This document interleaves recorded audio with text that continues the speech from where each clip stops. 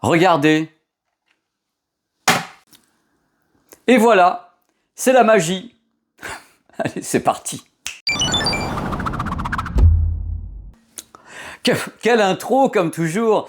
Bonjour, bienvenue sur ma chaîne YouTube PP World pour le test d'un produit Sonos. Voici la Play. Alors la Play est tombée du ciel. À un moment donné, on s'est dit mais qu'est-ce qui se passe? Sonos n'avait rien lancé pendant des mois. Ils ont eu des petits soucis avec l'application, des trucs comme ça. Donc à un moment, ils se sont dit oh là là, on va attendre un petit peu. Et voici la Play. Alors quand on m'a présenté la Play en visio et tout, avec les Américains, j'ai dit mais c'est quoi? Je ne comprenais pas le produit. Je me suis dit mais qu'est-ce qu'il fout là alors que vous avez tout ça déjà dans la gamme? Qui se positionne comment et tout. Justement, c'est ce qu'on va voir dans cette vidéo. Alors la vidéo, bien sûr descriptif du produit, c'est quoi exactement, qu'est-ce que ça sait faire, qu'est-ce que ça ne sait pas faire comparé à tous les autres qui sont ici. C'est un écosystème Sonos, on va voir où elle se positionne, on va faire les caractéristiques techniques, pourquoi, et voilà, on sent qu'elle est à l'intérieur de quelque chose. Mais voilà, les surprises seront nombreuses. Après, on va passer à mon test de la qualité audio. Donc, j'ai passé beaucoup de temps avec le produit. Hein, c'est facile, en effet. Hop, à côté du bureau, comme ça, j'écoute toute la journée. Je vois un peu ce que ça a dans le ventre, ce que ça n'a pas dans le ventre également. Et en plus, il y aura les mesures d'Arthur des numériques qui s'est fait un plaisir de comparer le produit par rapport aux autres modèles, à d'autres modèles. Tout, oh, c'est tellement bien. Les plus et les moins, ça sera tellement bien également pour la marque. Une petite conclusion et comme ça, on saura tous à qui on a affaire avec cette enceinte Play. Vraiment, il est tombé, hop, mais qu'est-ce que vous avez fait? On va voir. C'est parti pour le roller coaster de l'amour. Concernant Sonos, je vous ai un petit peu tout fait sur la chaîne. Hein. Il y a les Arc Ultra, Era 100, Era 300. Il y a les modèles Beam 2. Il y a eu le casque également Ace que j'aime beaucoup, hein, dont le prix a chuté, qui reste un produit extraordinaire en plus, qui a évolué avec les mises à jour et désormais compatible aptX lossless quand même. Hein, pour un prix, on va dire 350 €. C'est vraiment une excellente affaire ce casque Sonos Ace. Il y a eu beaucoup de vidéos sur la chaîne autour de Sonos parce que j'aime beaucoup la marque. Elle m'intrigue depuis le début. J'aime beaucoup la notion de multi-room, l'application. J'ai même fait 2 reportages, un à Santa Barbara, au siège de Sonos pour la Era 300 et la Era 100. Ceci dit, voici donc la Play. Alors la Play est un produit assez intéressant dans le sens où c'est pas ça et c'est pas ça non plus. C'est juste, comme vous l'avez vu au début, entre les deux. D'abord pour commencer, 19 cm de hauteur, 1,3 kg. Donc dans un sac à dos, ça peut coller directement. Regardez, par rapport à la ROM qui est donc une enceinte mobile également, la ROM n'avait pas de sangle, celle-ci a directement la sangle de transport. Donc on se doute que le produit c'est pour l'intérieur ou dehors, et même quand il pleut en plus. Hein. C'est un produit entièrement hybride, conçu pour travailler en intérieur, oh là là comme c'est joli, et en extérieur. Elle résiste à une immersion d'1 mètre pendant 30 minutes, c'est la même chose pour la petite ROM qui est ici. Hop, dans l'eau, il n'y a pas de problème. Ne les laissez pas dedans quand même. Hein. Au bout de 30 minutes, ça va commencer à prendre l'eau, tel un sous-marin rouillé. Et là, par contre, la Move 2 ne permet pas une immersion comme ça. Hein. Donc là, c'est vraiment des produits qui sont conçus pour le terrain, pour l'extérieur et se retrouver chez vous. Le côté hybride se traduit également par une compatibilité Bluetooth. Donc hop, en vadrouille le Bluetooth. Et quand vous rentrez chez vous, hop, le réseau Wi-Fi, tout est possible d'un à l'autre. C'est bien ça quand même. Et hop, quand vous rentrez chez vous, le petit socle, on pose et on recharge, tout simplement. La batterie peut être changée. Pour 49 €, on peut donc changer la batterie. Il faut savoir que du coup, la marque va dire que le produit va durer très très longtemps parce que ce n'est pas tributaire à la batterie qui est à l'intérieur. L'autonomie, 24 heures sur ce produit, comme sur la Move 2. On peut également la recharger par le port USB, tout simplement, hein, sans passer par là. Hein. La Play est une enceinte stéréo. Vraiment stéréo. Méfiez-vous des produits qu'on achète quelquefois. Ouais, c'est un bloc comme ça et c'est du mono. Hein. Donc là, c'est stéréo. Il y a 3 amplis à l'intérieur, 2 tweeters qui sont par là. Donc voilà, pour une stéréo, on parlera tout à l'heure justement de l'effet. Est-ce qu'il faut être dedans, derrière, sur les côtés? On verra bien. Et il y a un woofer, donc un mid-woofer pour avoir le grave et le médium. Donc on a vraiment une action de stéréophonie avec ce produit. On verra tout à l'heure qu'avec l'application, on peut donc faire une vraie stéréo en appairant 2 enceintes Play. Comme ça, on a vraiment gauche-droite. Enfin, je sais pas en quel sens. Bon, c'est pas grave. Parmi les choses importantes, il y a toujours chez Sonos un calibrage qui s'appelle TruePlay. On peut calibrer l'enceinte avec TruePlay et c'est en temps réel et ça se met à jour en permanence parce qu'en effet, le produit va utiliser ses micros pour savoir un petit peu où t'es, toi. Parce que là, quelquefois, il peut être plaqué ici contre un mur, pourquoi pas, hein, je veux dire, il faut qu'il sache que derrière, il y a un mur. Au milieu de la pièce, ça sera pas la même chose. C'est important parce que c'est une enceinte qui peut se balader dans la pièce, chez vous, d'une pièce à l'autre, et quand elle se pose, elle dit, bah, je suis où là maintenant? C'est ta salle de bain ou ton living qui fait 800 mètres carrés? Et bien là, justement, avec TruePlay, elle saura exactement où elle est. Les micros utilisés par TruePlay peuvent être déconnectés. On peut toujours déconnecter des micros sur ce type d'enceinte. Hein. Si vous voulez pas de TruePlay, vous n'avez pas de TruePlay. Ah, c'est bien dit en plus, avec l'accent toujours anglais extraordinaire. qui crée la polémique dans les commentaires. Oh là là, quand même. Et bien sûr, également une façon de travailler différente en intérieur qu'en extérieur. Quand elle va voir qu'elle est au milieu d'un parc, bah, elle dit, travailler par rapport à ça. Ou bien chez soi, elle va voir qu'il y a des murs. It is not la même chose. Et comment elle fonctionne justement chez vous? Bien sûr, intégration à l'écosystème Sonos. Alors le truc qui va peut-être vous décevoir, c'est que ce produit, tout en étant stéréo, ne peut pas, a priori, être appairé à des barres de son BIM 2 ou ARC. On ne peut pas en faire des enceintes surround. Ce sont donc des enceintes parfaitement séparées des barres de son qui peuvent travailler bien sûr en multi-room d'une pièce à l'autre avec l'application. On décide que cette enceinte va aller là, là ou là. C'est possible. Mais il n'y a pas que ça. On peut créer un écosystème de play uniquement en Bluetooth ou bien il y a un trick associé des plays avec des Move 2 parce que c'est le même logiciel. Attention, on ne dépasse pas 4 enceintes Play avec le système de Bluetooth. Une qui donne des ordres aux 3 autres. Bon, pour vous faire rager un petit peu, les codecs audio, SBC, AAC, ça ne va pas plus loin. Voilà, non, il n'y a pas plus. Comme toujours chez Sonos, le cœur de l'affaire, c'est l'application. L'application qui a beaucoup évolué et qui est vraiment géniale. Moi, c'est une de mes applications favorites pour faire du multi-room. Regardez ce qu'elle propose, des tas de choses, y compris un égaliseur, la gestion des enceintes, les modes stéréo, on gère la musique. C'est vraiment une application d'enfer, hein. C'est un truc absolument génial. Il faut savoir qu'il faut s'inscrire à un compte Sonos pour engager l'application et l'appairage. Mais par contre, un truc important, si vous prenez l'enceinte Sonos à la sortie du carton, oh là là, le carton, oh, il est là, oh, ça y est, hop, on peut prendre l'enceinte, l'appairer en Bluetooth, ça fonctionne tout de suite. Il n'y a pas de code à entrer ou un truc comme ça ou s'inscrire. Par contre, si on veut aller plus loin, il faut s'inscrire avec l'application, mettre l'enceinte en réseau et autres. Bien sûr, il faut montrer patte blanche pour accéder à tout ce qu'on propose Sonos. Mais quand même, ce qui est important et ce que je note, c'est que sans s'inscrire, l'enceinte fonctionne tout de suite à sortie de carton. Parce que ça, c'est un truc que j'aime pas du tout. Vous savez, ce moment dans la vie où si vous donnez pas le nom de votre grand-mère, vous mettez pas un produit en route, ça c'est non. Avant de passer à la qualité audio du produit, j'aimerais venir sur quelque chose d'important. On peut faire entrer du son dans cette enceinte, pas uniquement en Wi-Fi, pas uniquement en Bluetooth. Pour ceci, il y a un accessoire. Un accessoire qui permet d'avoir une mini jack et on envoie le son ici. Par contre, c'est optionnel. Ce n'est pas dans la boîte. Ils ont dit, voilà, c'est pas dans la boîte. Donc, à la question, est-ce que le port USB est un port USB audio? La réponse est non. C'est un port de recharge. Et ici, ces petits accessoires qu'on positionne à l'entrée. Et là, c'est du mini jack. N'essayez pas de connecter votre smartphone ici. Ça sert à rien. Le son n'arrivera pas jusque là. C'est dommage d'ailleurs. Je le regrette. Enfin, c'est une enceinte qui n'est pas faite pour ça. Non. Je suis pas bien entouré là, je pouvais pas faire plus, hein. Le mec c'est toujours plus. Oh là là, quelle honte. Bon, on va parler un petit peu maintenant de la qualité audio du produit. Premier truc à savoir, quand on met l'enceinte en route la première fois, à ma connaissance, il y a le mode loudness qui est en route. Il faut aller dans l'application pour essayer d'enlever ça, parce que le mode loudness, je te rajoute du grave de tous les côtés, je pousse des trucs, il faut le déconnecter, ou le laisser si vous aimez ça. Justement, on va y aller point par point. Vous savez qu'à la base, le son, c'est de la puissance, et dans le son, il y a grave, médium, aigu. Pour commencer, la puissance de cette petite chose-là.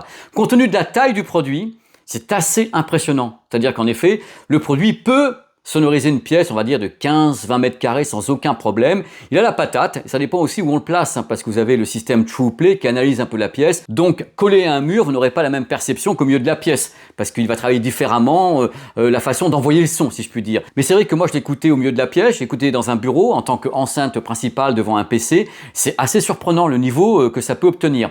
Mais le truc important, c'est pas ça, c'est qu'il y a des tas de logiciels à l'intérieur, il y a des algos pour travailler le son, ça c'est un truc particulier chez Sonos. On va donc parler justement du grave. Alors le grave est très soutenu. C'est assez impressionnant. Bien sûr, c'est moins puissant que la bestiole à côté. Regardez les mesures d'Arthur en numérique.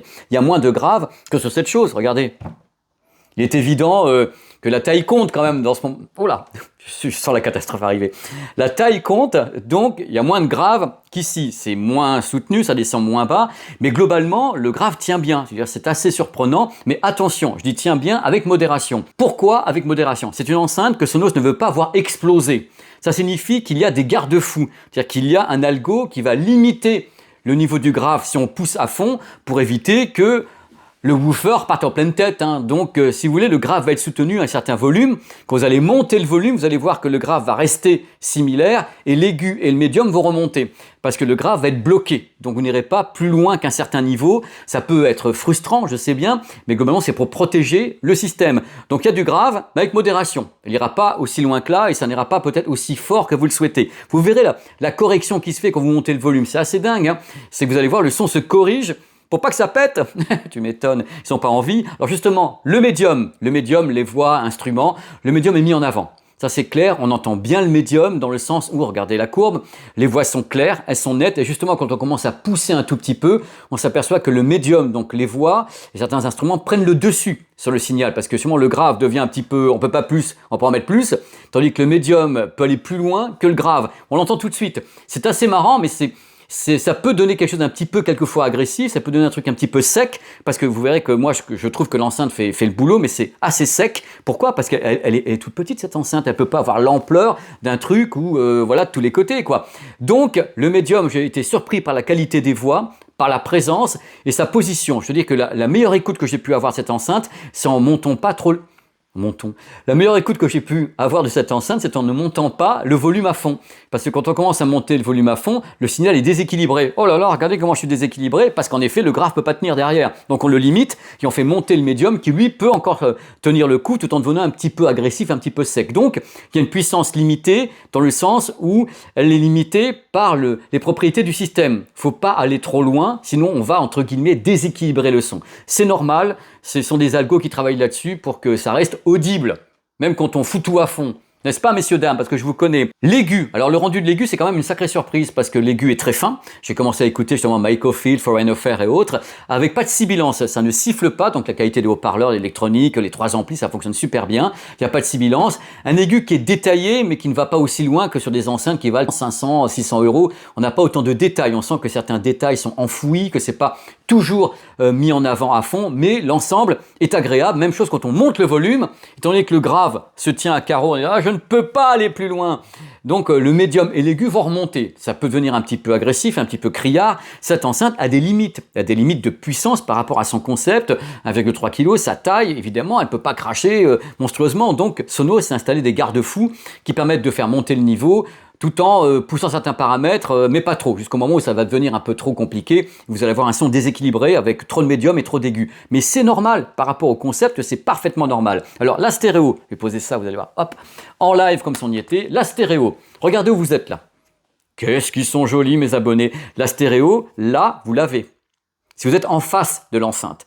C'est fait pour, alors soit vous avez 2 enceintes avec l'application, donc dans ce cas-là, vous faites de la vraie stéréo, soit toute seule, si vous êtes de côté, ici, vous allez avoir le son, hein, ça c'est clair, vous n'aurez pas une vraie stéréo, vous n'aurez pas les effets stéréo. Par contre, en face, si vous positionnez bien, vous aurez la stéréo, sachant que c'est notamment l'aigu qui va faire la stéréo, et l'aigu justement, il est plutôt directionnel sur les enceintes, c'est-à-dire que le grave, un grave, c'est ce que j'appelle l'omelette baveuse. Vous avez du grave, oh là là, vous l'entendez même à l'extérieur d'un appartement ou d'une maison ou d'une discothèque, tandis que l'aigu, il faut entre guillemets être un peu en face. Donc comme l'aigu est lié à la stéréo, il vaut mieux être là. Comme ça, là vous êtes bien, vous n'avez jamais été aussi bien pour avoir de l'aigu. Donc en résumé, même si le produit a des limites techniques qui sont évidentes, ça reste un produit Sonos, écosystème Sonos, intérieur, extérieur, donc Wi-Fi, Bluetooth. C'est vraiment le produit intermédiaire entre celle-là et celle-là. C'est donc un produit en plus, un choix en plus dans l'écosystème Sonos. C'est pas quelque chose de révolutionnaire, c'est un choix supplémentaire chez Sonos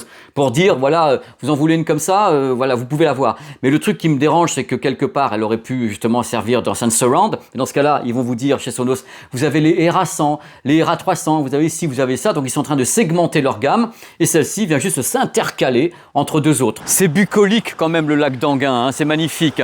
Voici la séquence des plus et des moins. Il y a des choses à dire. Hein.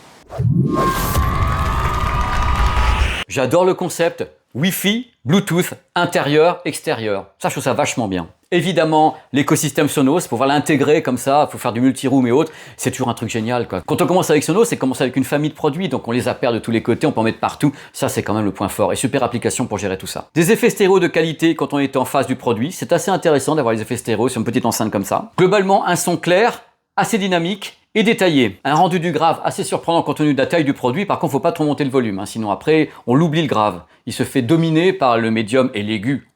Autonomie élevée, 24 heures, c'est quand même beaucoup. Un truc que je trouve important, quand on sort l'enceinte du carton, on peut directement l'appairer en Bluetooth, sans passer par, voilà, je m'inscris, machin, truc, 12 emails et tout, parce que je ne supporte pas ça. Le côté transportable immédiat, avec la petite boucle, et la qualité des matériaux. Vraiment, les matériaux sont super beaux, et c'est très bien assemblé. C'est assez génial. Au cas où l'étanchéité pendant 30 minutes à 1 mètre, c'est pas conseillé, moi je conseille pas de le faire. C'est-à-dire que tous les fabricants disent, ouais, plonge-moi, plonge-moi.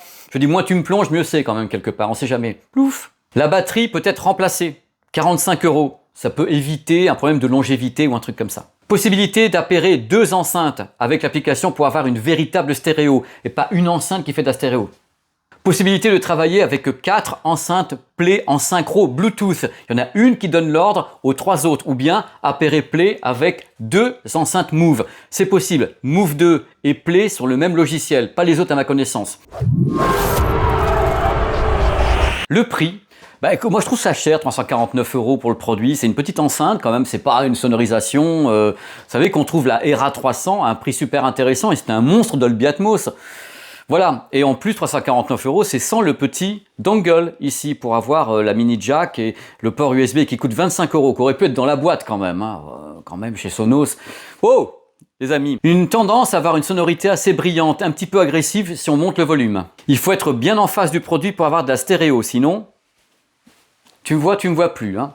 Coucou. Évidemment, c'est une petite enceinte, donc ça va pas avoir une puissance gigantesque pour une pièce de 50 mètres carrés. 20 mètres carrés, c'est parfait. Mais si on pousse, on va quand même rapidement écrêter le grave. Donc le grave va se calmer et on va voir le médium et l'aigu qui vont remonter. Donc on va déséquilibrer un petit peu le son si on commence à pousser très fort. Je pense qu'à mi-volume, et c'est déjà sympa, on peut avoir le son le plus équilibré, c'est-à-dire grave, médium, aigu. Dès qu'on pousse, on sent qu'on déséquilibre un petit peu parce que justement, elle va bloquer pour que le grave n'explose pas. Enfin, le haut-parleur. Donc en résumé, la signature sonore va changer par rapport au volume. Plus vous mettez fort, plus l'enceinte va faire monter le médium et l'aigu et laisser le grave en arrière pour pas que le woofer explose. Voilà, c'est une protection, c'est un garde-fou. À ma connaissance, il n'y a pas de Bluetooth multipoint. Les codecs audio du Bluetooth sont classiques, donc c'est SBC AAC. Bien sûr, après, si on veut aller plus loin, on a directement AirPlay, hein, donc AirPlay 2, c'est de la qualité CD. Donc en écosystème AirPlay, ça fonctionne très très bien, c'est fait pour ça. Si vous voulez l'utiliser pour avoir un retour audio en Bluetooth d'un PC, il y a une latence sur le Bluetooth, donc essayez d'éviter, privilégiez le Wi-Fi dans ce cas-là. Un truc qui me déçoit, mais bon, on peut pas tout avoir, on ne peut pas a priori utiliser ces enceintes pour faire des enceintes surround d'une barre de son BIM 2 par exemple, ou d'une ARC, c'est jamais une ARC. Pour ça, il y a les modèles ERA, ERA 100, ERA 300 pour ces produits-là. À ma connaissance, aucune annonce d'un son qui serait spatial, Atmos avec ce type de produit. Il n'y a pas d'annonce particulière, c'est pas spatialisé, pas à ma connaissance. Quand on est à l'extérieur en Bluetooth, on limite certains réglages. C'est quand on la met en Wi-Fi, vraiment en réseau et autres, qu'on a tous les réglages possibles de l'application. Pour finir, je dirais que quand même cette enceinte qui tombe du ciel n'apporte rien de vraiment concret dans l'écosystème Sonos. C'est un intermédiaire entre la Roam et la Move 2, mais techniquement, elle n'apporte rien. C'est une réduction de tête entre celle-là et un grossissement de tête entre la Roam. C'est un modèle de plus. C'est ce que je peux lui reprocher. Elle n'invente rien. Je veux dire, quand on voit le concept, on reconnaît la Sonos à 15 km, il y a les mêmes fonctions, il y a tout. Elle n'invente rien. J'aurais souhaité peut-être un peu plus de folie, je sais pas. Là, c'est un modèle très sage, qui se positionne à un prix quand même assez élevé, 349 €. Mais bon, ça fait partie de l'offre Sonos et c'est bien que ça existe. Mais voilà, vous savez ce que j'en pense. Mais c'est un bon produit, hein. J'ai pas dit le contraire. Allez, on part faire la conclusion au lac d'Anguin. Ou je vais dire la même chose, de toute façon, j'ai toujours les mêmes trucs dans les vidéos. Voilà, c'est fini. C'est la fin du test de la Sonos Play. J'espère que ça vous a plu. J'ai fait au mieux, dans tous les cas. Parce qu'au début de la vidéo, j'ai fait un truc disant, je la comprends pas trop, cette enceinte, elle est entre la Roam et la Move 2. Dites-moi ce que vous pensez de tout ça. En tous les cas, c'était un régal, comme toujours, de faire cette vidéo ici, entre deux averses et même deux orages à Enghien-les-Bains. Ça tombe bien, elle résiste à l'eau, voilà cette enceinte. C'est vraiment un petit compagnon de voyage qui est plus puissante que la Roam et moins puissante que la Move 2. C'est comme ça qu'on peut la résumer. À très très vite sur la chaîne YouTube, il y a plein de vidéos. En ce moment, je suis en pleine crise. Avant que je me calme un petit peu pendant l'été, je compte arrêter les vidéos à partir aux environs du 13 juillet. Voilà, 13 juillet, je vais me reposer un petit peu pendant un mois. Il y aura beaucoup de vidéos de voyage. Donc la chaîne sera intéressante pour les gens qui veulent avoir des belles images du voyage et autres. Il y aura plein de trucs cet été. Parce que c'est l'été, justement, on a besoin de rêver un petit peu. On a besoin de belles images. Ciao, bientôt.